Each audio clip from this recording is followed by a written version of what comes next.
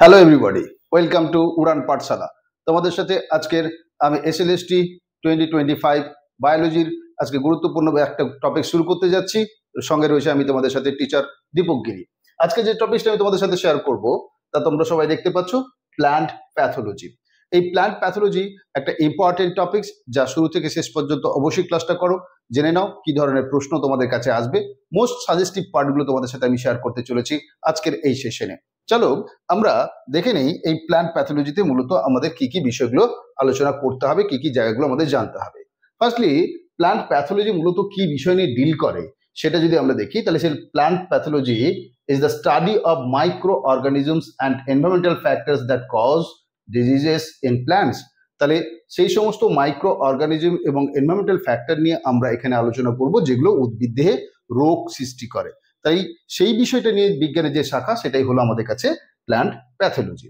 তাহলে প্ল্যান্ট প্যাথোলজিতে মূল অবজেক্টিভস গুলো কি আমাদের এখানটায়, সেখানে কতগুলো শব্দ আমরা পাচ্ছি দেখো, ইটিওলজি, প্যাথোজেনেসিস কিংবা এপিডেমিওলজি। এই জায়গাগুলোর সঙ্গে সঙ্গে আরেকটা কন্ট্রোল। এই চারটে মেজর স্টেপ রয়েছে, এই চারটে মেজর স্টেপ আমাদের জানতে হবে। কি কি রয়েছে দেখো, ইটিওলজি। ইটিওলজি বলতে কি বোঝাচ্ছে? Study of the science for causes of diseases or the cause of the specific diseases. তাহলে খেয়াল রাখতে হবে যে কোনো একটা নির্দিষ্ট রোগের যে বিষয়টা রয়েছে বিজ্ঞান, সেটা নিয়ে আমরা ইটিওলজি বলছি। প্যাথোজেনেসিসটা হচ্ছে কি? Sequential process of pathogen by which a pathogen makes a disease to plant. তার মানে একটা ধারাবাহিক প্রক্রিয়া, যে প্রক্রিয়ার মাধ্যমে মূলত প্যাথোজেনগুলো কোনো জীবদেহে রোগ সৃষ্টি করছে। তাহলে রোগ সৃষ্টি করার যে প্রক্রিয়া, সেটাই হলো আমাদের কাছে প্যাথোজেনেসিস। এপিডেমিওলজিটা কি? Study of infection of Parasite of the epidemic disease. তাহলে যে সমস্ত এপিডেমিক ডিজিজ রয়েছে তাদের ইনফেকশন নিয়ে বা তাদের প্যারাসাইট নিয়ে যে অধ্যয়ন, সেটা হলো এপিডেমিওলজি। আর সর্বশেষ যেটা রয়েছে সেটা হচ্ছে কন্ট্রোল, অর্থাৎ এই সমস্ত রোগ বা মাইক্রো অর্গানিজম যেগুলো রয়েছে তাদেরকে আমরা কন্ট্রোল করব কিভাবে। তাহলে এই হলো এর মূল অবজেক্টিভ। এবার চলে আসছে দেখো দুটো শব্দ, প্যাথোজেনিসিটি এবং হোস্ট। তাহলে এই প্যাথোজেনিসিটি এবং হোস্ট বিষয়টা কি সেটা আমাদের জানতে হবে। তাহলে ছোট ছোট শব্দ, কিন্তু এই শব্দগুলোই তোমাদের কাছে প্রশ্নের জায়গা হবে। 1 2 3 4 করে বিভিন্ন স্টেটমেন্ট দেওয়া থাকবে, সেই সমস্ত স্টেটমেন্টের উপর দাঁড়িয়ে কিন্তু তোমাদের প্রশ্নগুলো থাকবে। তাহলে খেয়াল রাখতে হবে প্যাথোজেনিসিটি কি। সেখানে বলছে ইট is the quality or characteristic of pathogen capable of causing disease. তাহলে প্যাথোজেনের একটা গুণাবলীর কথা বলা হচ্ছে। আচ্ছা, প্যাথোজেনটা কি? প্যাথোজেনটা হলো আসলে সেই সমস্ত উপাদান যার কারণে উদ্ভিদ দেহে রোগ সৃষ্টি হয়, তাদেরকে আমরা প্যাথোজেন বলে থাকি। তাহলে এই প্যাথোজেন কি কি উপাদান হতে পারে? কোনো মাইক্রোবস হতে পারে, অর্থাৎ কোনো অণুজীব হতে পারে, ভাইরাস, ব্যাকটেরিয়া, কোনো প্রোটোজোয়া হতে পারে, কোনো ফাঙ্গি হতে পারে। আবার কোথাও কোনো নিউট্রিশনাল বেনিফিট বা ডেফিসিট থাকলে সেটা থেকে হতে পারে। তাহলে সেক্ষেত্রে দেখো নিউট্রিশনাল কারণ হতে পারে। তার মানে আমরা দুটো জিনিস বলতে পারি, বায়োটিক কিংবা অ্যাবায়োটিক, দু ধরনের ফ্যাক্টর হতে পারে। যখন বায়োটিক ফ্যাক্টর দিয়ে হবে, ধরো কোথাও ভাইরাস বা ব্যাকটেরিয়া, কোনো প্রোটোজোয়া বা ফাঙ্গি দিয়ে হচ্ছে, তখন কিন্তু তাকে আমরা কজাল অর্গানিজমও বলে থাকি। ফলে প্যাথোজেন তাকে কখনো কখনো আমরা কজাল অর্গানিজম এই শব্দটা দিয়েও ব্যাখ্যা করে থাকি। তাহলে প্যাথোজেনিসিটি কি? প্যাথোজেনিসিটি আসলে কোনো একটি প্যাথোজেনের রোগ সৃষ্টি করার যে ক্ষমতা বা গুণাবলী, সেটাকেই আমরা ব্যাখ্যা করছি। হোস্ট কি? প্যাথোজেনটা অর্থাৎ জীবাণুটা যার উপর এই রোগ সৃষ্টি করছে, অর্থাৎ যার উপর ডিপেন্ড করে তার থেকে নিউট্রিশন নিচ্ছে এবং তার শারীরবৃত্তীয় প্রক্রিয়াকে হ্যাম্পার করছে, সেই জীবটিকেই বলা হচ্ছে হোস্ট, অর্থাৎ সাফারার জীব, যে ক্ষতিগ্রস্ত হচ্ছে, সেই হলো আমাদের কাছে হোস্ট বা পোষক। নেক্সট, পরের পার্টটিতে আমরা চলে আসবো। পরের পার্টটা কি বলছে? সিনড্রোম, সাসেপ্টিবিলিটি এবং রেজিস্ট্যান্স। এখানে প্রত্যেকটা শব্দ আসলে আমাদের কাছে ইম্পর্টেন্ট, তাই প্রতিটা শব্দ সম্পর্কে ছোট্ট ছোট্ট করে আমরা এখানে ব্যাখ্যা করার চেষ্টা করেছি। আমরা এখানে সিনড্রোম কথাটা বলছি, কোনো একটা প্যাথোজেন, কোনো একটা জীবাণু যখন কোনো উদ্ভিদ দেহে প্রবেশ করছে, সে প্রবেশ করার পরে তার ক্ষেত্রে বেশ কিছু শারীরবৃত্তীয় প্রক্রিয়া, অর্থাৎ কার না উদ্ভিদ দেহে বেশ কিছু শারীরবৃত্তীয় প্রক্রিয়ার কিছু পরিবর্তন ঘটাচ্ছে। যে পরিবর্তনটা আমাদের নজরে এসে পৌঁছচ্ছে যখন, তখন তাকে আমরা বলছি লক্ষণ বা সিমটমস। তাহলে রোগের লক্ষণ বা সিমটমস গুলো যখন একাধিক হয়, তখন তাকে আমরা সিনড্রোম বলি। যেমন দেখবে AIDS, acquired immuno deficiency syndrome বলি আমরা। কেন না অনেক রকম রোগের লক্ষণ বা সিমটমস যখন আমরা দেখতে পাই, তখন তাকে আমরা সিনড্রোম বলি। তাহলে সিনড্রোম মানে আসলে রোগ লক্ষণ, এটা আমরা বুঝে গেলাম। তাহলে সিনড্রোম কথাটা আমরা পেয়ে গেলাম। নেক্সট আসছে দেখো সাসেপ্টিবিলিটি। এই সাসেপ্টিবিলিটিটা কি? আসলে রোগ সংক্রমিত হওয়ার ক্ষমতা। আমি একটা কোনো একটি জীব যদি নিজেকে ভাবি, তাহলে আমার শরীরে রোগ সৃষ্টি হওয়ার যে ক্ষমতাটা, সেটাই কিন্তু আমার কাছে সাসেপ্টিবিলিটি। তাহলে সাসেপ্টিবিলিটি মূলত দেখা যাচ্ছে যে রোগকে বাধা দিতে ক্ষমতা আমার কম হলে আমি সহজেই রোগগ্রস্ত হব, অর্থাৎ আমার ইমিউনিটি যদি কম হয় তাহলে আমি সহজেই রোগগ্রস্ত হব। তাহলে যে যত লেস ইমিউনের হবে সে তত বেশি কিন্তু সাসেপ্টেবল হবে, অর্থাৎ রোগগ্রস্ত হওয়ার চান্স বাড়বে। তাহলে ইট is the inability of a plant two resist the effect of pathogen or any other damaging factors. তাহলে প্যাথোজেন বা জীবাণু দ্বারা কোনো উদ্ভিদ দেহে রোগ সৃষ্টি করতে গেলে সেক্ষেত্রে তাকে বাধা প্রদান করার ক্ষমতা যদি না থাকে তাহলে আমি সহজেই রোগগ্রস্ত হব, আর সেই গুণাবলীটাকেই আমরা বলছি সাসেপ্টিবিলিটি। নেক্সট কি বলছে, হোয়াট ইজ রেজিস্ট্যান্স? রেজিস্ট্যান্স কি? সেটা হলো ঠিক এর উল্টোটা, সাসেপ্টিবিলিটির ঠিক উল্টোটা। কি সেটা? সেটা হলো সহজে রোগগ্রস্ত হওয়ার যে গুণাবলী সেটা হলো আমাদের কাছে সাসেপ্টিবিলিটি, কিন্তু রোগ প্রতিরোধ করার ক্ষমতা সেটাই হলো রেজিস্ট্যান্স। তাহলে রোগ প্রতিরোধ করার ক্ষমতা সেটাকে আমরা বলছি রেজিস্ট্যান্স। তাহলে সিনড্রোম, সাসেপ্টিবিলিটি এবং রেজিস্ট্যান্স এই তিনটে ক্যারেক্টারিস্টিক কি বা গুণাবলী কি সেটা আমরা ব্যাখ্যা করলাম। নেক্সট আসছে দেখো পরেরটা, সেটা হচ্ছে ভিরুলেন্স। তাহলে ভিরুলেন্সটা কি? ভিরুলেন্সটা হলো আসলে প্যাথোজেনের রোগ সৃষ্টি করার অ্যাগ্রেসিভনেস, অর্থাৎ আক্রমণাত্মক।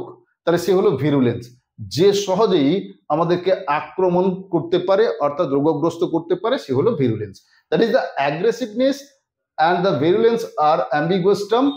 Many pathologists equate the virulence with the pathogenicity. Nevertheless, some said of the difference in using the usually apart. Thus, the statement that an organism is pathogenic merely implies that it can cause a disease, but a virulent organism is considered to have a high capacity to do so. তার মানে যে কিনা virulent বা virulence তার মধ্যে কোনো একটা জীবকে অর্থাৎ উদ্ভিদকে রোগগ্রস্ত করার ক্ষমতা মারাত্মক, সেটা হলো ভিরুলেন্ট। অর্থাৎ যে মারাত্মকভাবে রোগগ্রস্ত করার ক্ষমতা রাখে সে হলো ভিরুলেন্ট। এরপরে আমরা দেখতে পাচ্ছি প্রিডিসপোজিশন। প্রিডিসপোজিশনটা কি? It is the effect of one or more environmental factors which makes a plant vulnerable to attack by the pathogen, and it is a process which antedates the penetration and infection. তাহলে খেয়াল রাখো, predisposition হলো আসলে একটি ঘটনা বা environmental factor যেটা কিনা একটা বা একাধিক হতে পারে, যেটা কিনা উদ্ভিদকে খুব সহজেই রোগগ্রস্ত করে তুলছে। এখানে মূলত দুটো গুরুত্বপূর্ণ ঘটনা থাকবে, সেটা হচ্ছে প্যাথোজেনটির পেনিট্রেশন এবং তার ইনফেকশন বা সংক্রমণ। এই দুটো গুরুত্বপূর্ণ ঘটনা থাকবে। নেক্সট আমরা দেখতে পাচ্ছি ডিজিজ ট্রাইঅ্যাঙ্গেল বলে একটি কথা। কি এই ডিজিজ ট্রাইঅ্যাঙ্গেল? ট্রাইঅ্যাঙ্গেলের বিষয়টা কি? একটা রোগ সৃষ্টি হতে গেলে কোথাও না কোথাও হোস্ট থাকতে হবে, যার রোগটা হবে, যে রোগগ্রস্ত করবে সেই প্যাথোজেন থাকতে হবে, এবং সেই প্যাথোজেন এবং হোস্ট তাদের সার্বিকভাবে রোগগ্রস্ত হতে গেলে কতগুলো এনভায়রনমেন্টাল ফ্যাক্টরস কাজ করে। যেমন আমি যদি ছোট্ট করে উদাহরণ হিসেবে তোমাদেরকে বলি, যে একটা নির্দিষ্ট সময়ে আমাদের দেখা যায় প্রায় প্রতিবেশী সবার মধ্যেই কম বেশি পক্সের একটা ঘটনা আমরা দেখতে পাচ্ছি। পক্স হচ্ছে সারা বছর কিন্তু হয় না, একটা নির্দিষ্ট সময়, নির্দিষ্ট তাপমাত্রা, পরিবেশের নির্দিষ্ট হিউমিডিটি যখন তাকে ফেভারেবল করে তুলছে তখন কিন্তু সে আসলে রোগগ্রস্ত করছে, অর্থাৎ পক্স হচ্ছে। তার মানে এনভায়রনমেন্টাল ফ্যাক্টরও কিন্তু একটা গুরুত্বপূর্ণ জায়গা। তাহলে এই তিনটে গুরুত্বপূর্ণ পার্ট কি? একটা সাসেপ্টেবল হোস্ট হতে হবে, যে কিনা সহজেই রোগগ্রস্ত হতে পারে এমন একটা হোস্ট বা পোষক। ভিরুলেন্ট এবং অ্যাগ্রেসিভ প্যাথোজেন থাকতে হবে, অর্থাৎ যে খুব আক্রমণাত্মকভাবে রোগ সৃষ্টি করতে পারে সেই প্যাথোজেন থাকতে হবে, অ্যান্ড ফেভারেবল এনভায়রনমেন্ট থাকতে হবে। তাহলে তিনটে গুরুত্বপূর্ণ ফ্যাক্টর, একটা হলো হোস্ট, দুই হলো প্যাথোজেন এবং তিন হলো এনভায়রনমেন্ট। এই তিনটে ফ্যাক্টরকে বলা হচ্ছে একসঙ্গে ডিজিজ ট্রাইঅ্যাঙ্গেল। তাই প্রশ্ন কি হবে তোমাদের? প্রশ্ন হবে ডিজিজ ট্রাইঅ্যাঙ্গেলের মধ্যে কোন কোন গুণাবলী আমরা দেখতে পাবো বা কোন কোন ফ্যাক্টরস গুলো রয়েছে। তাহলে ডিজিজ ট্রাইঅ্যাঙ্গেলে হোস্ট, প্যাথোজেন এবং এনভায়রনমেন্ট এই তিনটে জায়গা আমরা পাবো। তাহলে এইখানে পরবর্তী সময়, তাহলে আমরা এখানে ছবিতে যদি দেখি, দেখো এইখানে আমরা দেখতে পাচ্ছি প্যাথোজেন, প্যাথোজেনের সঙ্গে সঙ্গে আমরা এখানে দেখতে পাচ্ছি হোস্ট, প্ল্যান্ট বডি, এবং সেখানে আমাদের হিউমিডিটি, সেখানে আমরা সানলাইট, টেম্পারেচার, হিউমিডিটি, রেনফল এই সমস্ত কিছু রয়েছে এর মধ্যে।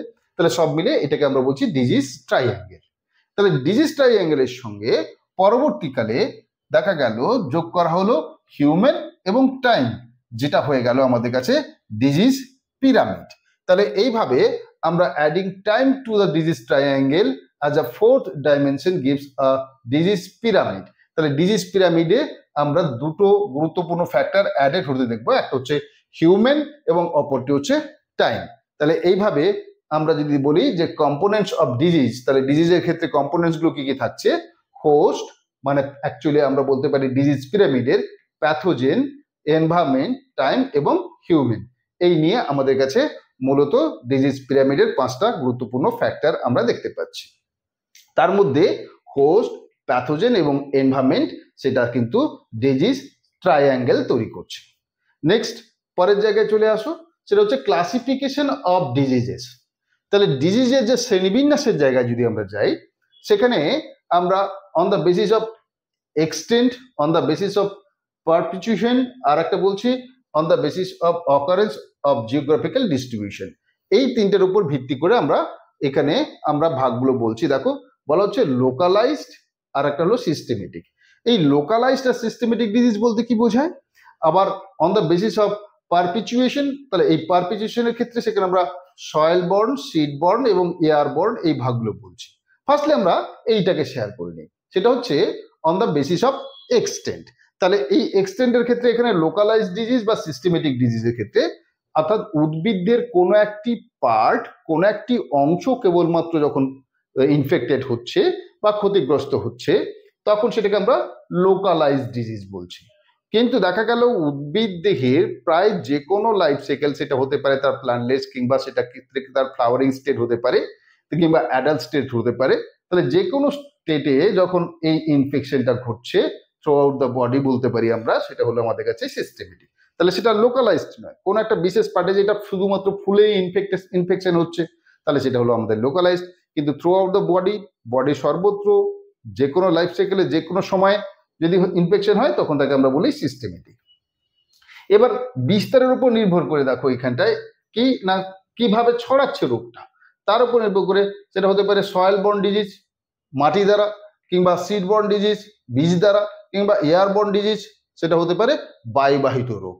তাহলে এইভাবে আমরা এটা বলার পরে দেখতে পাচ্ছি on the basis of occurrence of geographical distribution. তাহলে কোথায় কতটা ভৌগোলিক অঞ্চলে কোন কতটা অংশে বিস্তার করছে তার উপর নির্ভর করে এন্ডেমিক, এপিডেমিক, স্পোরাডিক, প্যান্ডেমিক এই ধরনের শব্দগুলো আমরা এখানে পেয়ে থাকি।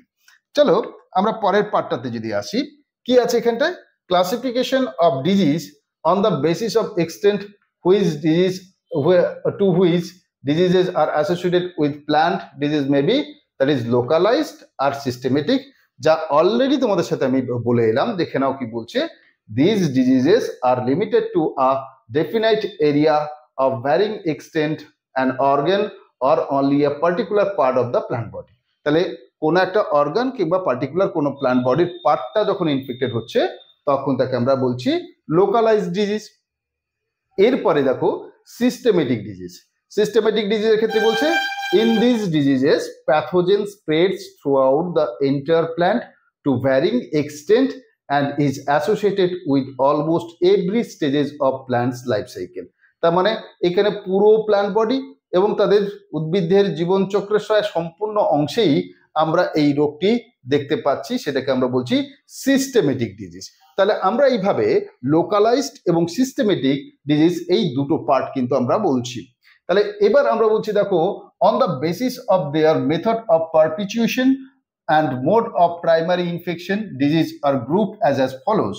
তাহলে কি আছে আমাদের কাছে এখানে আমরা দেখতে পাচ্ছি, দেখো সয়েল বর্ন ডিজিজ অর্থাৎ মৃত্তিকা বাহিত রোগ, মাটির থেকে যে রোগগুলো সংক্রমিত হতে পারে, সেখানে আমরা দেখতে পাচ্ছি ডাম্পিং অফ সিডলিং বলে যে রোগটি রয়েছে, সেটা একটা সয়েল বর্ন ডিজিজ। তার মানে এখানে কিন্তু এক্সাম্পল গুলো আমাদেরকে কিন্তু ভালো করে খেয়াল রাখতে হবে যে কোনটা আমাদের সয়েল বর্ন ডিজিজ, যেমন ডাম্পিং অফ, কিংবা আপ কি পাচ্ছি আমরা সিডলিং ব্লাইট, যেমন পাইথিয়াম, ফাইটোপথেরা, ফুজেরিয়াম কিংবা কর্টিকিয়াম। তাহলে এই কর্ডিচিয়াম এই সমস্ত যে সমস্ত প্যাথোজেন রয়েছে তাদের জন্য যে সিডলিং ব্লাইট রোগটা হচ্ছে, সেটাও কিন্তু সয়েল বর্ন ডিজিজ। এছাড়া আমরা পাচ্ছি দেখো রুট রটস ডিজিজ। এই নামগুলো কিন্তু এক্সাম্পল গুলো কিন্তু খুব ভালো করে খেয়াল রাখতে হবে। যেমন আমরা এখানে দেখতে পাচ্ছি বার্ডিসিলিয়াম, কলিউট্রিকাম, তাহলে এই সমস্ত নামগুলোর ক্ষেত্রে আমরা রুট ডট ডিজিজের একটা সম্পর্ক দেখতে পাচ্ছি। তাহলে এক্ষেত্রে এরা হয়ে গেল আমাদের কাছে সয়েল বর্ন ডিজিজ, কারণ এই ইনফেকশন গুলো বা প্রাইমারি ইনফেকশন গুলো মূলত মাটি থেকে হয়। The primary infection takes place from the soil, মাটি থেকেই এই রোগটা প্রাথমিকভাবে শুরু হচ্ছে, সেই জন্য এটাকে বলছে soil borne disease. Seed borne ডিজিজের ক্ষেত্রে কি বলছে, বীজ থেকে যে রোগগুলো সংক্রমিত হচ্ছে সেখানে some pathogen survive as dormant mycelium in the seeds or other propagative structure of host plant, তার মানে কিছু প্যাথোজেন রয়েছে যারা বীজের মধ্যে তার মাইসিলিয়াম বা সূত্রবদ্ধ যে অংশ বা জনন কার্য সম্পন্ন করতে পারে, বিস্তার করতে পারে, এমন সমস্ত স্ট্রাকচার তার মধ্যে ডরমেন্ট বা সুপ্ত অবস্থায় থাকে। Many smarts and other fungi belongs to this category, অনেক স্মার্ট এবং বেশ কিছু ছত্রাক রয়েছে এই ক্যাটাগরির মধ্যে পড়ে, যেটা আমাদের সিড বর্ন ডিজিজের জন্য দায়ী। যেমন আমাদের কাছে বলতে পারি ফুজেরিয়াম, পাইথিয়াম, রাইজোকটিনা, এগুলো কিছু উদাহরণ আমরা বলতে পারি কিসের না সিড বর্ন ডিজিজ। রোগটা কি সিড রট, তাহলে সিড রট এই রোগটি আসলে একটা সিড বর্ন ডিজিজ আমরা বলতে পারি। এছাড়া রয়েছে দেখো আমাদের এয়ার বর্ন ডিজিজ অর্থাৎ বায়ুবাহিত রোগ। সেখানে কি বলছে, some pathogens however infect the host plant through the air and bring primary as well as secondary infection. তার মানে প্রাইমারি এবং সেকেন্ডারি ইনফেকশনটা কোথাও না কোথাও আমাদের বায়ুবাহিত হচ্ছে। সেক্ষেত্রে আমরা রাস্ট, মিলডিউ, লুজ মাট এগুলোর কথা আমরা বলতে পারি, যেগুলো কিনা সেকেন্ডারি ইনফেকশন, সেগুলো কিন্তু এই আমাদের এয়ার বর্ন ডিজিজ হিসাবে পরিচিত। এবার এখানে আমরা জিওগ্রাফিক্যাল ডিস্ট্রিবিউশনের উপর ভিত্তি করে যে পার্টটা আমরা বলছি, সেখানে এন্ডেমিক, তাহলে এন্ডেমিক পেয়ে থাকি, এপিডেমিক বা এপিফাইটিক ডিজিজের কথা বলে থাকি। তাহলে এন্ডেমিকের ক্ষেত্রে আমরা এখানে দেখতে পাচ্ছি, দেখো এন্ডেমিকের ক্ষেত্রে এখানে একটা ছবি তোমরা দেখতে পাচ্ছ, একটা গ্লোবের একটা নির্দিষ্ট অংশের মধ্যে পার্টিকুলার একটা এরিয়াতে এই রোগটি আমরা দেখতে পাচ্ছি। Disease constantly present in the population or a region with relatively low spread and predictable. তার মানে এমন একটা ভৌগোলিক অঞ্চল যেখানে সারা বছর ধরে এই রোগটি রয়েছে এবং অল্প বিস্তর এই রোগটির বিস্তার আমরা দেখতে পাই, এবং এটা প্রেডিক্ট করা যায় যে হ্যাঁ এই সময় মোটামুটি ম্যালেরিয়া হবে, এই সময় পক্স হবে, এটা থ্রু আউট দ্য ইয়ার ওই অঞ্চলের মধ্যে রয়েছে। এমন রোগ হলে তখন তাকে আমরা এন্ডেমিক বলছি। কিন্তু যখন এই রোগটা দেখা যাবে যে কোথাও না কোথাও কোনো একটা নির্দিষ্ট অঞ্চলে ব্যাপকভাবে একটা সময় যেটা ধীরে ধীরে বিস্তার লাভ করছিল, প্রেডিক্ট করা যাচ্ছিল, এটা আনপ্রেডিক্টেডলি একটা পপুলেশনের মধ্যে হঠাৎ করে ব্যাপকভাবে বাড়লো, তো disease with a sudden increase in the number of disease in the specific geographical area of the population যদি হয়, তার মানে কোনো একটি নির্দিষ্ট ভৌগোলিক অঞ্চলের মধ্যে সেখানে যদি হঠাৎ করে এটির বিস্তার হয়, ব্যাপকভাবে বিস্তার হয়, তখন তাকে আমরা এপিডেমিক বলছি। তাহলে এন্ডেমিক এবং এপিডেমিকের ক্ষেত্রে রিলেশনটা দেখো, দুটোই কিন্তু লিমিটেড জিওগ্রাফিক্যাল অঞ্চলের মধ্যে হচ্ছে, কিন্তু একটাতে লো স্প্রেড অল্প বিস্তার করছে, আর এখানে হাই স্প্রেড আমরা দেখতে পাচ্ছি, সেটা হচ্ছে আমাদের কাছে এপিডেমিক। তাহলে এইভাবে এপিডেমিক এবং এন্ডেমিকের যে ডিফারেন্স, এটা কিন্তু আমাদেরকে খেয়াল রাখতে হবে। এই আমাদের কাছে এই এপিডেমিককে আমরা এপিফাইটিক রোগটাও বলে থাকি। নেক্সট পরের পার্টে দেখো আমরা এই এপিডেমিক এবং প্যান্ডেমিক বা এন্ডেমিকের কথা আমরা বলছি। প্যান্ডেমিকের ক্ষেত্রে খেয়াল রাখতে হবে যে প্যান্ডেমিকটা কিন্তু থ্রু আউট দ্য গ্লোব, গোটা বিশ্বের প্রায় সর্বত্র এর রোগটি হঠাৎ করে স্প্রেড করেছে বা বিস্তার লাভ করেছে, এমনটা হলে প্যান্ডেমিকের কথা বলতে পারি। প্যান্ডেমিকটা তোমরা সবাই জানো, যেমন আমাদের কোভিড, যখন এই কোভিড বা করোনা ভাইরাস নিয়ে আমরা খুব চিন্তিত, বিশ্বের প্রায় সর্বত্র সব দেশে এই রোগের বিস্তার, তাহলে সেটাকে আমরা তখন বলেছিলাম প্যান্ডেমিক, মহামারী। তাহলে এই প্যান্ডেমিকের ক্ষেত্রে খেয়াল রাখতে হবে the disease আউটব্রেকস spreading several countries or all over the world, বিশ্বের প্রায় সর্বত্র যদি হয় তখন তাকে আমরা বলছি প্যান্ডেমিক। তাহলে এইভাবে আমাদের কাছে যে শব্দগুলো রয়েছে সেই শব্দগুলোর সঙ্গে আমরা পরিচয় স্থাপন করলাম। হ্যাঁ, এন্ডেমিক, তাহলে এন্ডেমিকের ক্ষেত্রে সবসময় disease constantly present in a population with a relatively low spread, যা আমরা আগের স্লাইডে আগের প্রেজেন্টেশনে অলরেডি ব্যাখ্যা করে এসেছি, তাই সেগুলোকে আর জোর দিলাম না। প্যান্ডেমিকটা আমরা এখানে জানলাম, যখন টোটাল গ্লোবের প্রায় সর্বত্র এই রোগটির বিস্তার হবে তখন তাকে আমরা প্যান্ডেমিক বলবো। তাহলে এবার প্যান্ডেমিক, এপিডেমিক, এপিফাইটিক এই ধরনের শব্দগুলোর সঙ্গে আমাদের কিন্তু পরিচয় থাকার দরকার রয়েছে, এগুলো থেকে আমাদের প্রশ্নের জায়গা থাকবে। এরপরে আসছে দেখো sporadic disease. Sporadic disease in our reality belongs to the epidemic group. তাহলে এপিডেমিক গ্রুপ যেটা বা এপিডেমিক ডিজিজ, সেই ক্যাটাগরির মধ্যেই পড়বে আমাদের স্পোরাডিক ডিজিজ। তাহলে স্পোরাডিক ডিজিজ আসলে আমাদের কাছে কোথাও না কোথাও এপিডেমিক ডিজিজ। তাহলে the term is applied to those disease which occur at very irregular intervals and location and relatively fewer instance. তার মানে কি বলছে, এটা কিন্তু এক ধরনের আসলে এপিডেমিক ডিজিজ, যেটা খুব ইরেগুলার ইন্টারভেলসে হচ্ছে এবং এদের ক্ষেত্রে খুব ফিউয়ার মানে অল্প ঘটনা ঘটে, এরকম ঘটনা। যেমন আমরা angular leaf spot and blotch disease of cucumber, এইটাকে একটা স্পোরাডিক ডিজিজের মধ্যে ফেলতে পারি। প্যান্ডেমিকের ক্ষেত্রে প্যান্ডেমিক আউটব্রেকটা কি সেটা আমরা আগে জেনে এসেছি। তাহলে এইভাবে এর একটা উদাহরণ আমরা বলতে পারি লেড ব্লাইট অফ পোটাটো। তাহলে লেড ব্লাইট অফ পোটাটো কিন্তু একটা প্যান্ডেমিক ডিজিজের মধ্যে পড়ছে। এবার আমরা চলে আসছি পরের জায়গাটিতে, সেটা হচ্ছে রোগ যদি হয় তাহলে সেই রোগের জীবাণুটাকে, সেটাকে আমাদের ফাইন্ড আউট করতে হবে। তাহলে সেই রোগের জীবাণুটা, প্যাথোজেনটাকে আইডেন্টিফাই করতে হবে যে এই রোগের জন্য এই প্যাথোজেনটাই দায়ী। এটাকে ডিটারমাইন করবার জন্য কতগুলো প্রিন্সিপালস রয়েছে, সেই প্রিন্সিপালগুলো কি সেটা কিন্তু আমাদের সামনে তুলে ধরেছিলেন বিজ্ঞানী কজ। সেই জন্য সেই তথ্যগুলোকে বলা হচ্ছে কজ পস্টুলেট। তাহলে কজ পস্টুলেট কি আসলে?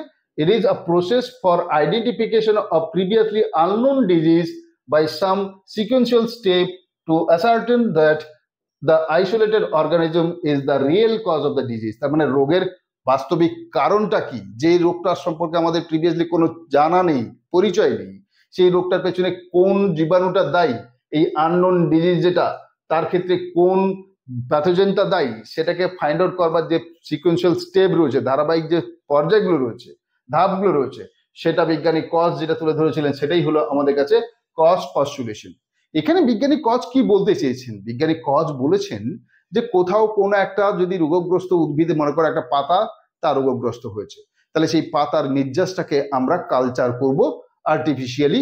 সেখানে কালচার করার পরে সেখানকার যে অর্গানিজম পেলাম সেটাকে আবার একটা হেলদি প্ল্যান্টের মধ্যে ইনকালকেট করব, অর্থাৎ সেখানে ইনোকুলামের মাধ্যমে সংক্রমণ ঘটাবো এবং সেখানেও যদি একই রকম রোগ সিমটমস দেখতে পাই, একই রকম রোগের সিমটমস বা সিম্বল আমরা দেখতে পাই, তাহলে বলতে পারি যে এই প্যাথোজেনটাই আসলে বিশেষ ধরনের রোগের জন্য দায়ী, যে রোগটির ফাইন্ডিংস আমরা করছিলাম। তাহলে এইভাবে আমরা আমাদের কজ পস্টুলেশনের পরে চলে যাচ্ছি ডিজিজ সাইকেল। ডিজিজ সাইকেলের ক্ষেত্রে কি বলছে? কোন একটা রোগ ঘটতে গেলে বেশ কিছু ঘটনা পর্যায়ক্রমে বারবার সাইক্লিক ম্যানারে ফিরে ফিরে আসে। তো পুরো ঘটনাটাকে সাইক্লিক ম্যানারে রিপ্রেজেন্ট করা যায়, যেটাকে আমরা বলছি ডিজিজ সাইকেল। তাহলে ডিজিজ সাইকেলের যে সমস্ত গুরুত্বপূর্ণ ঘটনাগুলো আমরা এখানে দেখতে পাচ্ছি, তার মধ্যে দেখো ইনোকুলেশন রয়েছে, পেনিট্রেশন রয়েছে, infection, invasion, growth and reproduction of the pathogen, dissemination of pathogen and seasonal carryover of the pathogen। তাহলে টোটাল আমরা এই 7টা স্টেপ পর্যায়ক্রমে আসতে দেখব। কি কি দেখতে পাচ্ছি?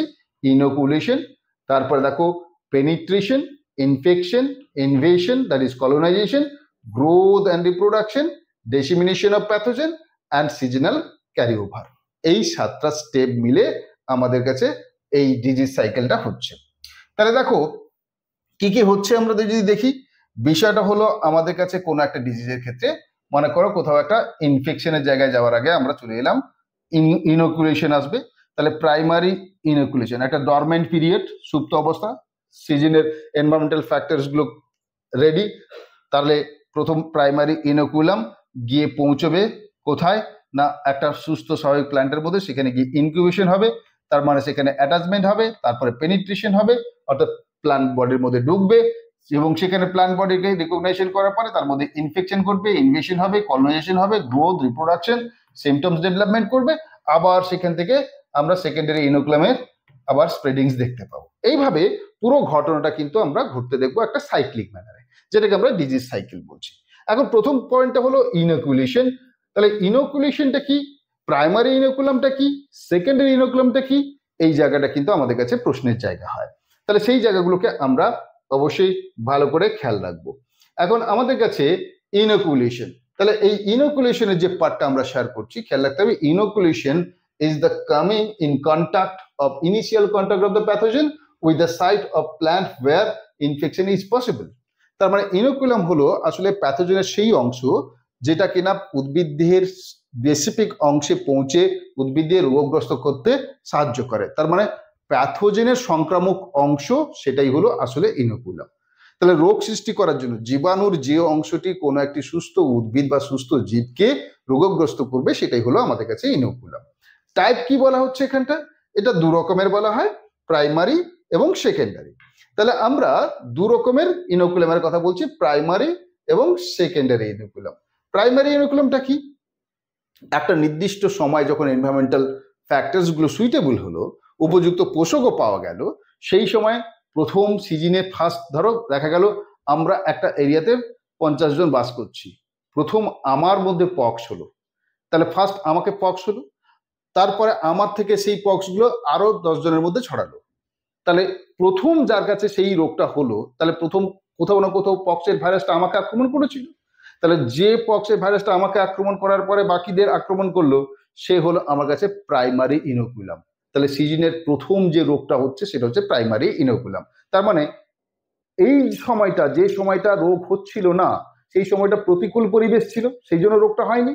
তাহলে এই প্রতিকূল পরিবেশে জীবাণুটা নিজেকে বাঁচিয়ে রেখেছিল, টিকিয়ে রেখেছিল, যেটাকে বলা হয় সিজনাল ক্যারি ওভার। তাহলে সেই সিজনাল ক্যারি ওভারের পরে উপযুক্ত পরিবেশ ফিরে পাওয়ার পরে প্রথম যার মাধ্যমে প্যাথোজেন সংক্রমণ ঘটায় সেটা হলো primary inoculum.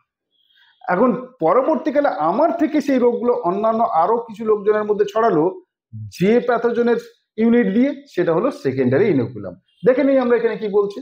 An inoculum that survives dormant in the winter or summer and cause the original infection in the spring or in the autumn in the growing season is called the primary inoculum and the infection is called the primary infection. তার মানে আমরা বুঝে গেলাম যে যখন প্রতিকূল পরিবেশ সেই সময়টাতে কাটিয়ে উঠে উপযুক্ত পরিবেশে যখন ইনফেকশন ক্রিয়েট করছে যে যার মাধ্যমে প্যাথোজেন, সেটাকে আমরা প্রাইমারি ইনোকুলাম বললাম। সেকেন্ডারি ইনোকুলামের ক্ষেত্রে কি বলছে দেখো, an inoculum produced from primary infection। তাহলে প্রাইমারি ইনফেকশন হয়েছিল কার দ্বারা? স্যার প্রাইমারি ইনোকুলামের দ্বারা। তাহলে primary infection that actually spread the disease in the field under the favorable conditions, it is called the secondary inoculum and it turns cause the secondary infection। তার মানে secondary inoculum দিয়ে যে রোগটা হবে secondary infection হিসেবে তার নাম পাবো আমরা।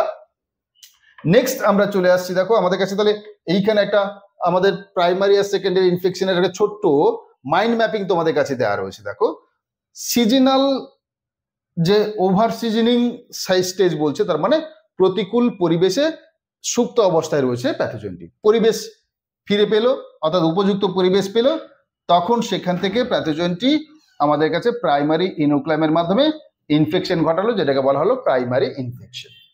এই প্রাইমারি ইনফেকশনের পরে আমরা দেখতে পাবো সেখান থেকে আবার প্যাথোজেন গুলো স্প্রেড করতে শুরু করলো, সেটা হলো সেকেন্ডারি ইনোকুলাম এবং সেকেন্ডারি ইনফেকশন। তাহলে এইভাবে আমরা প্রাইমারি এবং সেকেন্ডারির বক্তব্যটা শেষ করে চলে আসছি আমাদের পরের পার্টটিতে, সেটা হচ্ছে ডেসিমিনেশন অফ দ্য প্যাথোজেন। তার মানে প্যাথোজেনের বিস্তার। তাহলে প্যাথোজেন কিভাবে বা রোগ জীবাণু কিভাবে ছড়াচ্ছে সেইটা নিয়ে। তাহলে ডেসিমিনেশন অফ প্যাথোজেনের ক্ষেত্রে dissemination is the transfer of inoculum from the site of its production of the susceptible host surface or that happening between take of inoculum and its deposition to the host surface। তার মানে আমরা বুঝলাম যে primary infection থেকে পরবর্তীকালে সেই ইনফেকশনটা spread করার ক্ষেত্রে যে পদ্ধতি, সেই স্প্রেডিং এর পদ্ধতি, সেটাই হলো আমাদের ডেসিমিনেশন। এখানে আমরা দুটো পদ্ধতির কথা বলছি, কন্টিনিউয়াস আর ডিসকন্টিনিউয়াস ডেসিমিনেশন। তাহলে কন্টিনিউয়াস এবং ডিসকন্টিনিউয়াস ডেসিমিনেশনটা কি আমরা পরের স্লাইডে সেটা দেখে নিচ্ছি। দেখো তাহলে সেখানে কন্টিনিউয়াস ডেসিমিনেশনের ক্ষেত্রে বলছি it occurs at short distance and related to the dispersion of pathogen in given geographical unit. This occurs normally from the host to host, field to field or locality closely connected to the geography. তার মানে কন্টিনিউয়াসের ক্ষেত্রে বলছে পাশে ধরো একটা মাঠে ধান গাছ রয়েছে, সেই ধান গাছের বা ফিল্ডটাতে সেই মাঠে ইনফেকশন হয়েছে, তার পাশের মাঠটাতেও সেখান থেকে ইনফেকশন ছড়িয়েছে। তার মানে পাশাপাশি অবস্থান করছে এমন উদ্ভিদ কিংবা এমন কোনো ক্ষেত, সেখানে যখন ইনফেকশন ছড়াবে তখন তাকে আমরা কন্টিনিউয়াস ডেসিমিনেশন বলবো। কিন্তু এমনটা তো হতে পারে, দেখা গেল যে আমার এইখানে একটা পশ্চিমবঙ্গের কোনো একটা ডিস্ট্রিক্টে বর্ধমানে ধান গাছে কোনো একটা ক্ষেত্রে কোনো একটা রোগ সৃষ্টি হয়েছে, সেই রোগটা আবার আমরা দেখতে পাচ্ছি আন্দামানের কোনো একটা মাথায়। তার মাঝখানে তো সমুদ্র নামক একটা বিস্তার একটা বাধা ছিল, সেই বাধা ডিঙিয়ে গিয়ে ওখানে রোগটা হচ্ছে। তাহলে এটাকে আমরা বলবো যে আমাদের ডিসকন্টিনিউয়াস ডেসিমিনেশন।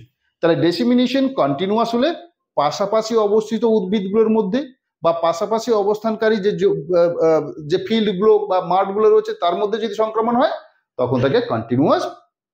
কিন্তু ভৌগোলিক বাধা রয়েছে এমন অঞ্চলগুলোকে ডিঙ্গিয়ে গিয়ে অন্য কোথাও রোগ সংক্রমণ হলে তখন তাকে আমরা বলবো ডিসকন্টিনিউয়াস।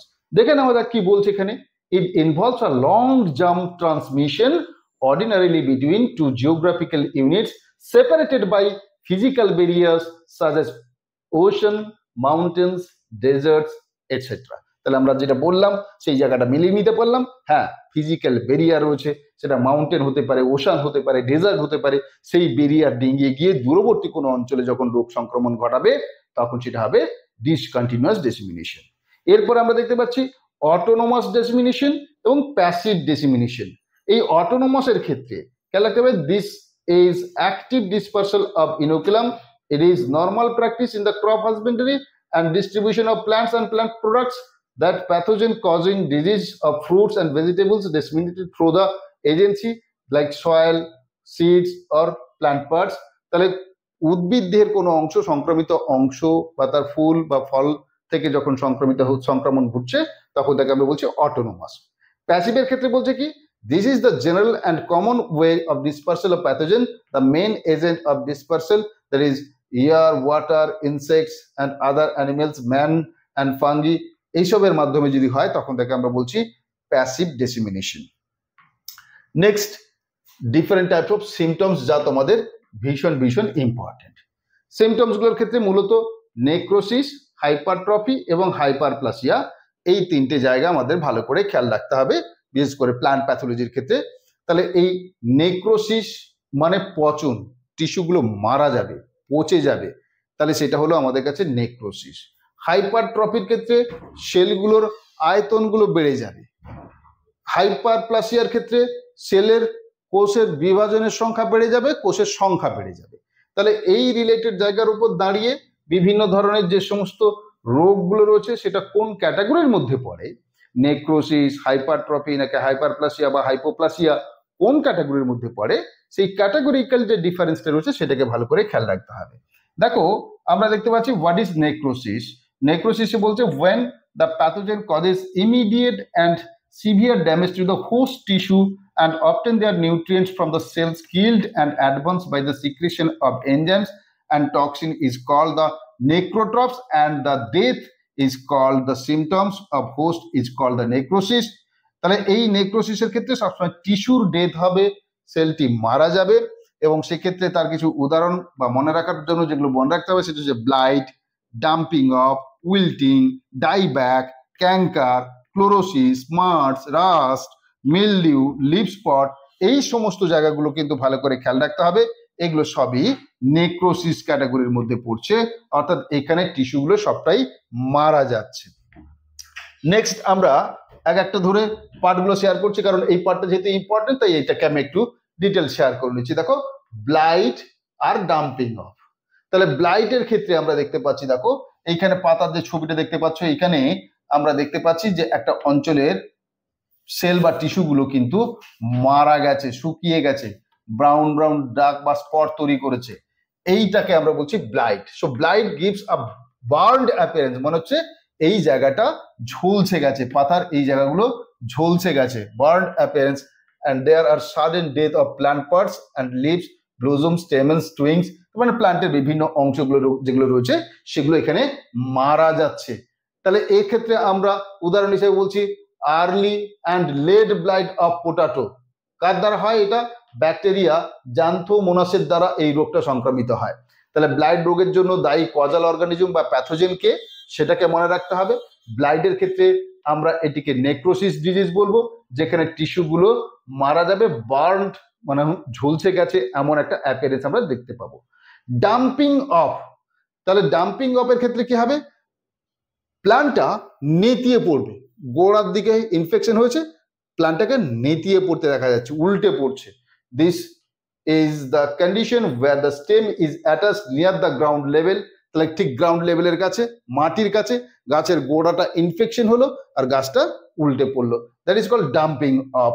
তাহলে এখানে আমরা পাইথিয়াম, ফাইটোপথরা এই ধরনের বেশ কিছু যে ছত্রাক জাতীয় রোগ রয়েছে সেগুলোর ক্ষেত্রে আমরা এমন ঘটনা দেখতে পাই। এখানে আমরা উদ্ভিদগুলো দেখছি মাটির কাছে, গোড়ার কাছে এটা ইনফেকশন হলো, পুরো গাছটা উল্টে পড়লো, তাহলে এটাকে আমরা বলছি ডাম্পিং অফ। নেক্সট পরের জায়গায় আমরা দেখতে পাচ্ছি উইল্টিং। উইল্টিং মানে নেতিয়ে যাওয়া, ঝিমিয়ে পড়া। যেমন আমরা এখানে ছবিতে দেখতে পাচ্ছি, দেখো লঙ্কা গাছটা যেন ঝিমিয়ে গেছে, তাহলে এই উইল্টিং হয়েছে। কি বলছে? Wilting of infected leaves due to perhaps to plugging the xylem vessel by fungus or mucilaginous substance is caused by some fungi like Fusarium verticillium। তাহলে এই সমস্ত ফুজেরিয়াম বা ভার্টিসিলিয়াম নামক ছত্রাকগুলো উদ্ভিদ দেহের জাইলেম কলা, যে কিনা উদ্ভিদের জল এবং খনিজ লবণ পরিবহন করার জন্য দায়ী, সেই কলাগুলোকে ব্লক করে দেওয়ার কারণে জল পৌঁছতে পারে না পাতা পর্যন্ত, ফলে উদ্ভিদটির মধ্যে ডিহাইড্রেশন বা জলহীনতা জনিত কারণে উদ্ভিদটি আস্তে আস্তে ঝিমিয়ে গেল, এটাকেই আমরা বলছি উইল্টিং। নেক্সট দেখো ডাইব্যাক। ডাইব্যাক মানে হলো কি? উদ্ভিদের শীর্ষ অংশ, ছবিতে দেখো এই শীর্ষ অংশটি ইনফেক্টেড হয়েছে, এটা পরপর ইনফেকশনটা ক্রমশ নিচের দিকে নামছে, তার মানে শীর্ষ অংশ থেকে ডাই মারা যাচ্ছে, ব্যাক মানে পেছনের দিকে, তাহলে শীর্ষ অংশ থেকে ক্রমশ পেছনের দিকে অর্থাৎ নিচের দিকে মরতে মরতে যাচ্ছে, এমনটা হলে তাকে বলা হয় ডাইব্যাক। নেক্সট দেখো ক্যাঙ্কার, খুব ইম্পর্টেন্ট একটা পরীক্ষা আসার সম্ভাবনা রয়েছে তোমাদের। এই ক্যাঙ্কারটা মূলত আমরা সাইট্রাস বা লেবু গাছের ক্ষেত্রে ব্যাকটেরিয়া জনিত রোগ, এটা ভালো করে খেয়াল রাখবে, এই কোশ্চেনটা ভীষণভাবে আসে, স্টার মার্ক দিয়ে রাখলাম, এটা কিন্তু পরীক্ষায় তোমাদের আসার সম্ভাবনা অনেক বেশি। এছাড়া রয়েছে ক্লোরোসিস। এই ক্লোরোসিসের ক্ষেত্রে খেয়াল রাখতে হবে এটি ভাইরাস কিংবা ব্যাকটেরিয়া দ্বারা সম্পন্ন হতে পারে। এই ক্ষেত্রে মূলত উদ্ভিদে ক্লোরোফিল তৈরি হচ্ছে না, সবুজ পাতাগুলো হলুদ হয়ে যাচ্ছে, এই ঘটনাকে আমরা বলছি ক্লোরোসিস। এরপরে দেখো স্মার্ট, রাস্ট এবং মিলডিউ। তাহলে স্মার্ট, রাস্ট, মিলডিউ এক্ষেত্রে দেখো স্মার্টের ক্ষেত্রে আমরা এই চারকোল মনে হচ্ছে যেন কয়লা ঢোকানো রয়েছে এর মধ্যে, ভুট্টা গাছের ভুট্টার মধ্যে আমরা দেখতে পাচ্ছি যেন কয়লা ঢোকানো রয়েছে, চারকোল রাইকের অর্থাৎ চারকোল ঢোকানো, এরকম যদি আমরা অ্যাপিয়ারেন্স দেখতে পাই সেটা হলো স্মার্ট। রাস্টের ক্ষেত্রে কি হবে? যেমন আমাদের লোহায় মরিচা পড়ে, সেরকমই যেন পাতায় এখানে মরিচা পড়েছে, রাস্ট পড়েছে, এরকমটা দেখাচ্ছে, এটাকে আমরা বলছি রাস্ট। তাহলে একটা হলো আমাদের স্মার্ট, যেখানে আমরা চারকোল লাইক অ্যাপিয়ারেন্স পাবো, আর একটা হলো আমাদের কাছে রাস্ট, যেমন লোহাতে মরিচা পড়ে তেমনি পাতার উপরে যেমন মরিচা পড়েছে, রাস্ট পড়ে গেছে মনে হচ্ছে, ঠিক সেরকমই দেখতে হচ্ছে, সেটা হচ্ছে রাস্ট। তাহলে স্মার্ট, রাস্ট, আর একটা হচ্ছে মিলডিউ। তাহলে মিলডিউর ক্ষেত্রে যেন পাউডার ছড়ানো রয়েছে এখানটা মনে হচ্ছে, এটা হচ্ছে আমাদের কাছে মিলডিউ। তাহলে এইভাবে এগুলো সব ছত্রাকজনিত রোগ, এই সমস্ত রোগগুলোর ক্ষেত্রে আমরা মূলত ছত্রাকজনিত এবং নেক্রোটিক রোগ এগুলোকে মাথায় রাখতে হবে। নেক্সট আসছে দেখো হাইপারট্রফি এবং হাইপারপ্লাসিয়া। হাইপারট্রফি আর হাইপারপ্লাসিয়া এই দুটো জায়গা কি? হাইপারট্রফির ক্ষেত্রে সেলের আয়তনটা বাড়বে, তার মানে মনে করো একটা সেল, এইটা একটা সেল ছিল, সেই সেলটা ইনফেকশনের কারণে দেখা যাচ্ছে আয়তনে বড় হয়ে যাচ্ছে, তাহলে আয়তনগতভাবে বাড়ছে, সেটা হলো হাইপারট্রফি। হাইপারপ্লাসিয়ার ক্ষেত্রে কি? সেল রয়েছে, এই সেলটা বারবার ডিভিশন হয়ে অনেকগুলো সেল বানাতে থাকবে, অনেকগুলো সেল বানাবে, তাহলে এইভাবে সেলের সংখ্যা বাড়তে থাকবে, এমনটা হলে হাইপারপ্লাসিয়া।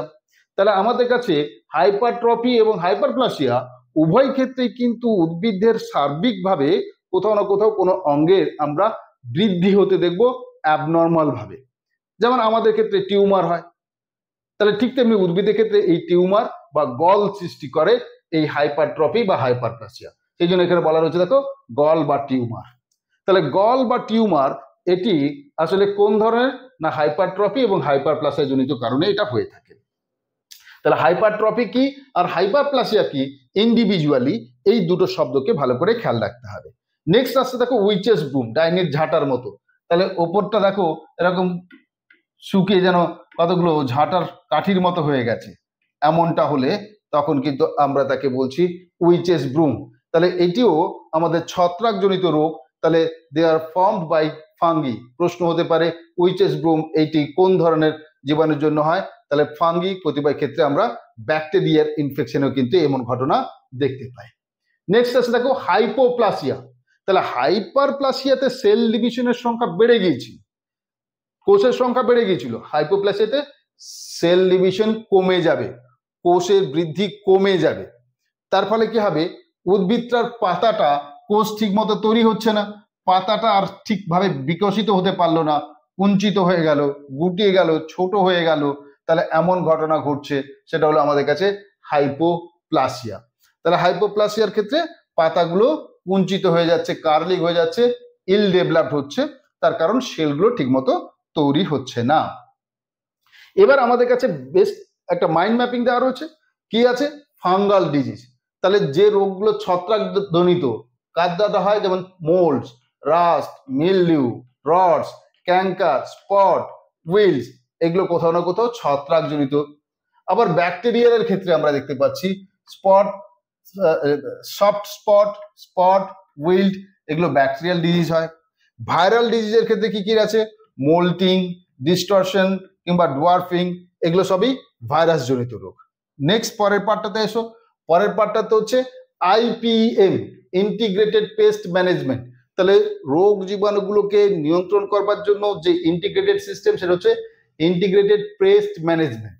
এখানে আমরা কালচারাল মেথডের মাধ্যমে করতে পারি, ফিজিক্যাল মেথডের মাধ্যমে করতে পারি, জেনেটিক্যাল মেথডে করতে পারি, বায়োলজিক্যাল মেথডে করতে পারি। তাহলে এখানে আমাদের কাছে যে পদ্ধতি রয়েছে, যে একটা প্যাথোজেনকে, জীবাণুকে বা রোগের বিস্তারকে আটকাবার জন্য বহু রকম পদ্ধতিকে একসঙ্গে নিয়ে রোগ বিস্তারকে আটকানোর যে প্রচেষ্টা, সেটা হলো আইপিএম বা ইন্টিগ্রেটেড পেস্ট ম্যানেজমেন্ট। এইটা আমাদের কাছে একটা প্রশ্নের জায়গা হবে, আইপিএম বা ইন্টিগ্রেটেড পেস্ট ম্যানেজমেন্ট, তার ফুল ফর্মটা কি। এখানে এই আইপিএম এর ক্ষেত্রে আমরা যে সমস্ত জায়গাগুলো জানলাম সেগুলো তো জানতেই হচ্ছে, সঙ্গে সঙ্গে জানতে হচ্ছে প্ল্যান্ট ডিজিজ ম্যানেজমেন্টের ক্ষেত্রে যে অ্যাভয়েডেন্স। অ্যাভয়েডেন্স কি বলছে, prevent disease by selecting a times of the year or site where there is no inoculum or where the environmental is not favorable for infection। তাহলে আমরা রোগটিকে অ্যাভয়েড করবার জন্য এমন একটা জায়গা বা লোকেশন বেছে নিলাম যেখানে পরিবেশটা ওই রোগটিকে বিস্তারের জন্য সুইটেবল নয়, কিংবা প্রিভিয়াসলি এই রোগটি ছিল না, সেরকম জায়গায় যখন চাষ শুরু করছি, সেটা হলো আমাদের কাছে অ্যাভয়েডেন্স। এক্সক্লুশন কি বলছে, prevent the introduction of inoculum. ইনোকুলামের ইন্ট্রোডাকশন বা যাতে ইনোকুলাম না ঢোকে সেটাকে বাদ দেওয়ার যে প্রক্রিয়া, সেটা হচ্ছে এক্সক্লুশন। ইরাডিকেশন হচ্ছে এলিমিনেট, ডিস্ট্রয় এবং ইনঅ্যাক্টিভেট দ্য ইনোকুলাম। তাহলে ইনোকুলাম গুলোকে, অর্থাৎ প্যাথোজেন যার দ্বারা রোগ সংক্রমিত করে, তাকে নষ্ট করা। এইভাবে আমরা বিভিন্ন পদ্ধতির মাধ্যমে আমরা ডিজিজগুলোকে নিয়ন্ত্রণ করবার কথা ভাবি। ডিজিজ কন্ট্রোলের ক্ষেত্রে আমরা লেজিসলেটিভ এবং রেগুলেটরি যে কন্ট্রোল রয়েছে, এই কন্ট্রোলটিও কিন্তু আমাদের কাছে একটি ইম্পর্টেন্ট পার্ট, যেখানে আমরা প্ল্যান্ট কোয়ারেন্টাইন বলে শব্দটি পেয়ে থাকি। প্ল্যান্ট কোয়ারেন্টাইন হলো আইনগতভাবে একটা পদ্ধতি, যে পদ্ধতির মাধ্যমে আমরা মূলত এই এক্সক্লুশন, অর্থাৎ রোগের যে বিস্তার, সেটাকে আটকানোর চেষ্টা করে থাকি আইনগতভাবে। কোথাও বড় বড় পোর্ট হতে পারে, সেটা সি পোর্ট হতে পারে, এয়ারপোর্ট হতে পারে, ল্যান্ড পোর্ট হতে পারে, যার মাধ্যমে বিভিন্ন দেশ থেকে কোনো খাদ্যদ্রব্য বা উদ্ভিদ জাতীয় পণ্য বা সিড যেটা আমাদের ইম্পোর্ট করা হচ্ছে বা আমদানি করা হচ্ছে, বা আমরা কোথাও রপ্তানি করব, এক্সপোর্ট করব, তার মধ্যে কোনো জীবাণু বা প্যাথোজেন প্রবেশ করছে না তো, বা বিস্তার হয়ে যাচ্ছে না তো, সেটাকে পরীক্ষা নিরীক্ষা করে তবে গিয়ে সেটি দেশে ঢুকতে দেওয়া হবে কিংবা বাইরে যেতে দেওয়া হবে, এমন যে আইনগত পদ্ধতি, সেটাই হলো প্ল্যান্ট কোয়ারেন্টাইন। এবং প্রত্যেকটা বড় বড় পোর্টে কিন্তু এই জিনিসগুলো রয়েছে। তাহলে ইভাশন বা অ্যাভয়েডেন্স অফ প্যাথোজেন পদ্ধতিগতভাবে আমরা যেগুলো বলে থাকি, তাহলে যাতে কোথাও না কোথাও আমাদের এই রোগগুলোকে এড়ানো যায়, সেই পদ্ধতিটা হলো এভাইডেন্স আর অ্যাভয়েডেন্স। এরপরে আমরা দেখতে পাচ্ছি, দেখো আমাদের কাছে সেটা হলো কেমিক্যাল কন্ট্রোল। এই কেমিক্যাল কন্ট্রোলের ক্ষেত্রে সয়েল ট্রিটমেন্টের ক্ষেত্রে মুখ্যত আমরা ফিউমিগেশন ব্যবহার করে থাকি, ধোঁয়ার মাধ্যমে। ডিসইনফেকশন অফ ওয়্যারহাউস, যেখানে মূলত সবজি বা আমাদের কৃষিজ ফসল বা ক্রপস রয়েছে, সেগুলোকে কোথাও ডিসইনফেকশন করতে হবে। স্যানিটাইজেশন অফ হ্যান্ডলিং ইকুইপমেন্টস, যে সমস্ত উপাদানগুলো কৃষিক্ষেত্রে ব্যবহার করা হচ্ছে, সেগুলোকে স্যানিটাইজ করতে হবে। এবং control of insect vectors pathogen, তাহলে সমস্ত ইনসেক্ট ভেক্টর যেগুলো রয়েছে, প্যাথোজেন যেগুলোকে ক্যারি করে, তাদেরকে কন্ট্রোল করতে হবে। এবার আমরা এই সয়েল ট্রিটমেন্টের ক্ষেত্রে যে কেমিক্যাল মেথড রয়েছে, সেখানে কোন কোন কেমিক্যাল গুলো আমরা ব্যবহার করে থাকি। সয়েলের দ্বারা যে সমস্ত রোগগুলো ছড়াচ্ছে, যেমন দেখো কিছু ছত্রাক রয়েছে সয়েল বর্ন ডিজিজ ছড়ায়, যেমন ফুসেরিয়াম, ভার্টিসিলিয়াম। তাহলে এই সমস্ত ছত্রাকগুলোকে মারতে গেলে আমরা মেটাজাইলেন কিংবা ডায়াজোবেনজেন কিংবা পেন্টাক্লোরোনাইট্রোবেনজেন, পিসিবিএনবি, ক্যাপটেন বা ক্লোরোনেপ, এই সমস্ত উপাদানগুলোকে আমরা সিড ট্রিটমেন্টের মাধ্যমে ছত্রাকগুলোকে ডিসইনফেক্টেড করতে পারি। মূলত সয়েলের ক্ষেত্রে যে নিমাটোডসগুলো রয়েছে সেগুলোকেই কিন্তু কন্ট্রোল করার ক্ষেত্রে আমরা এই সমস্ত রাসায়নিক উপাদান ব্যবহার করে থাকি। তাহলে ফিউমিগেশনের ক্ষেত্রে খেয়াল রাখবে, ফিউমিগেশনের ক্ষেত্রে মূলত আমরা ক্লোরোপিক্রিন, মিথাইল ব্রোমাইড, ডায়াজোমেট কিংবা মেটাম সোডিয়াম, এই সমস্ত উপাদানগুলোকে আমরা ব্যবহার করে থাকি ফিউমিগেশন। ধোঁয়া তোমরা ছবিতে দেখতে পাচ্ছ, এই ধোঁয়ার মাধ্যমে আমরা ডিসইনফেক্ট করার চেষ্টা করছি। ছত্রাকের যে মাইসিলিয়াম বা ইনোকুলাম রয়েছে সেগুলোকে আমরা মূলত দূর করবার চেষ্টা করি। তাহলে এখানে আমরা ওয়্যার হাউসের ডিসইনফেকশনের ক্ষেত্রে অনেক সময় ব্লিচ কিংবা কপার সালফেট সলিউশন সেগুলোকেও কিন্তু আমরা ব্যবহার করে থাকি। তাহলে সেই সমস্ত উপাদানগুলো কিভাবে আমরা ব্যবহার করছি সেই জায়গাগুলোকে খেয়াল রাখতে হবে। এই যে ক্লোরোপিক্রিন, যাকে তোমরা টিয়ার গ্যাস হিসেবে জানো, সেটাও কিন্তু ব্যবহার করা হয় ওয়্যার হাউসের ডিসইনফেকশনের জন্য। নেক্সট আসছে দেখো ইনসেক্ট ভেক্টর যেগুলো রয়েছে, যে সমস্ত ইনসেক্টগুলো কোনো না কোনো জীবাণুগুলোকে ক্যারি করে, তাদেরকে হত্যা করার মাধ্যমে আমরা মূলত আমাদের প্যাথোজেনগুলোর বিস্তারকে নিয়ন্ত্রণ করতে পারি। এছাড়া প্রত্যেকটা ক্ষেত্রে কোনটার জন্য সিড কিংবা সয়েল ফাঙ্গিসাইডের ক্ষেত্রে কোন ধরনের উপাদানগুলোকে বা কোন ধরনের কেমিক্যালসগুলোকে আমরা ব্যবহার করছি, তার মধ্যে বোরাডিক্স মিক্সচার একটি অত্যন্ত গুরুত্বপূর্ণ উপাদান, যা মূলত ছত্রাক নাশক হিসেবে ব্যবহার করা হয়, এই সয়েল ফাঙ্গিসাইড হিসেবে ব্যবহার করা হয়। এই বোরাডিক মিক্সচারের মধ্যে উপাদান রয়েছে কপার, লাইম এবং ওয়াটার। সেই জায়গাটা অবশ্যই ভালো করে খেয়াল রাখতে হবে। এই বোরাডিক্স মিক্সচার সম্পর্কে তোমাদের এখানে দিয়েছি ডিটেলসটা। তাহলে বোরাডিক্স মিক্সচার সেখানে মূলত ফাঙ্গিসাইড হিসেবে ব্যবহার করা হয়। এর মধ্যে কি কি রয়েছে? Mixture of copper sulphate, hydrated lime এবং কম্বাইন্ড উইথ ওয়াটার। তাহলে বোরাডিক মিক্সচারে কোন কোন উপাদানগুলো রয়েছে সেগুলো কিন্তু আমাদের প্রশ্নের জায়গা থাকবেই, ভালো করে খেয়াল রাখতে হবে। কি কি জানলাম আমরা? লাইম থাকবে, কপার সালফেট থাকবে এবং জলের সঙ্গে সেটাকে মেশানো হবে, তবেই গিয়ে আমাদের বোরাডিক্স মিক্সচার তৈরি হচ্ছে। কিসের জন্য ব্যবহার হচ্ছে? ফাঙ্গিসাইড বা ছত্রাকনাশক হিসাবে ব্যবহার হচ্ছে। একই রকম ভাবে বার্গান্ডি মিক্সচার একটা রয়েছে, এটিও কিন্তু আমরা দেখতে পাই, যেখানে আমাদের যখন লাইম যখন অ্যাভেলেবেল অর্থাৎ চুন পাচ্ছি না, তখন ওয়াশিং সোডা দিয়ে একই রকম ভাবে আমরা এই উপাদানটাকে বানাচ্ছি, যেটাকে আমরা বার্গান্ডি মিক্সচার বলছি। সেখানে আমরা কি কি পাচ্ছি? কপার সালফেট পাচ্ছি, সোডিয়াম কার্বনেট পাচ্ছি আর জল পাচ্ছি। কোন রেশিওতে ব্যবহার করা হচ্ছে সেটাও এখানে দেওয়া রয়েছে। যেমন কপার সালফেট 9 কেজি আমরা ব্যবহার করব, সোডিয়াম কার্বনেট ব্যবহার করব 11.25 কেজি এবং জল থাকবে 380 কেজি। এইভাবেই আমরা দেখা যাচ্ছে ছত্রাকনাশক হিসেবে বিভিন্ন উপাদান ব্যবহার করে থাকি। এরপরে দেখতে পাচ্ছি ফাইটো অ্যালেক্সিন বলে একটি শব্দ। ফাইটো অ্যালেক্সিন কি? এটি আসলে অ্যান্টি মাইক্রোবিয়াল ফেনোলিক কম্পাউন্ড, যেটা প্ল্যান্ট বডি তৈরি করে। যেমন আমাদের অ্যান্টিবডি তৈরি হয়, ঠিক এদের ক্ষেত্রেও ঠিক তাই ফাইটো অ্যালেক্সিনের কথা আমরা জানলাম। এরপরে আমরা যেটা জানছি সেটা হচ্ছে একদম জিস্ট করে দেওয়া রয়েছে মাইন্ড ম্যাপিং। সেটা হচ্ছে অ্যালগাল ডিজিজ, সেটা হচ্ছে রেড রাস্ট। কার কার ক্ষেত্রে হবে? সাইট্রাস, ম্যাঙ্গো, স্যাপোটা, গুয়াভা, টি। তাহলে এই জায়গাগুলো যেমন পাচ্ছি, তেমন ব্যাকটেরিয়াল ডিজিজ যেমন ক্যাঙ্কার, সাইট্রাসের মধ্যে দেখতে পাই স্টেম ব্লাইট, পি। ফাঙ্গাল যেমন লেড ব্লাইট, তাহলে late blight of potato, phytophthora infestans, নামগুলো খুব ভালো করে মনে রাখতে হবে। আর্লি ব্লাইট পোটাটো, তারপরে সেটা হচ্ছে অল্টারনারিয়া সোলানি। এইভাবে প্রত্যেকটি উদ্ভিদের ক্ষেত্রে, যেমন রেড রাস্ট অফ সুগার কেন, সেটা হচ্ছে কোলিওট্রিকাম ফ্যালাকাটা।